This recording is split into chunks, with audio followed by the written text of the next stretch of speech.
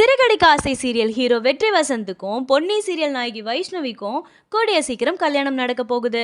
இவங்க 2 பேருக்குள்ளேயும் இன்ஸ்டாகிராம்ல தான் காதல் உருவாகி இருக்கு. இதுல அதிர்ச்சியான விஷயம் என்னன்னா, வெற்றி வசந்தும் வைஷ்ணவியும் காதலிக்க ஆரம்பிச்சு 2 மாசம் தான் ஆகியிருக்கு. அதுக்குள்ள நிச்சயதார்த்தமே நடக்க போகுது. இந்த அறிவிப்பை வெற்றி வசந்த் தன்னோட இன்ஸ்டாகிராம் பக்கத்துல வெளியிட்டிருக்காரு. கூடவே 2வது மாத ஆனிவர்சரி விஷஸையும் வைஷ்ணவிக்கு சொல்லியிருக்காரு.